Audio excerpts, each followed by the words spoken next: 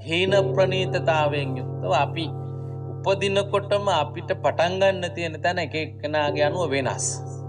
මෙන්න මේ පිළිබඳව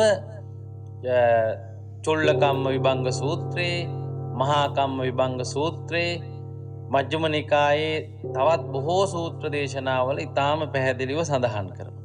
ඒතර අන්නේ තමන්ගේ පිළිසරණ මේ වෙනකොටත් තමන්ට හිමි වෙලා තිබෙන වරප්‍රසාද, තමන් නිරෝගීද, තමන් උපතින්ම රෝගීද, තමන්ගේ ඇස් කන් නාසා ආදී ඒවා හොඳින් පවතිනවද, ඒ වගේ දුබලතා තිබෙනවද, ප්‍රඥාව අඩුද වැඩිද, මෙන්න මේ වාගේ තමාගේ පිළිසරණට තිබෙන සම්පත්, ඒකේ ජීව අජීව තත්වයන් තියෙන්න පුළුවන්.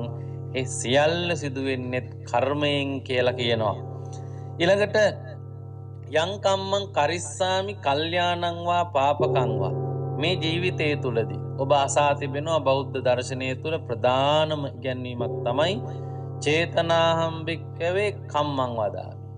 ඔබ දැනුවත්ව හිතලා කරන හැම එකකටම කර්මයක් සිද්ධ වෙනවා.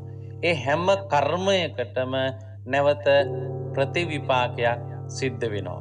එතකොට ඒවා හොඳින් කළොත් හොඳ විපාක, නරකින් කළොත් නරක විපාක ලැබෙනවා කියලා අර යාදිසං වපතේ බීජං තාදිසං හරතේ පලං කල්යාණකාරීච කල්යාණං පාපකාරීච පාපකං කියන මේ ගාථාවේ සඳහන් වෙනවා. ඔබ කරන හොඳ දෙයට හොඳ විපාක ධම්මපදයේ පළවෙනි ගාථාවට අනුව කිසි කරදරයක් නැතුව අපිපස්සෙන් හැමදාම හැමතැන්හිම තිබෙන හෙවණැල්ල වාගේ ආශිර්වාදාත්මකව ලැබෙනවා. නරක කළාම ඒකට දුක් විපාක, කරත් ගුණාපසුපස එන කරත්ත රෝදේ වාගේ වේදනා දෙමින් පසුපස පැමිණෙමින් තමාගේ ජීවිතයට බොහෝ දුක් ඇති කරමින් පැමිණෙනවා.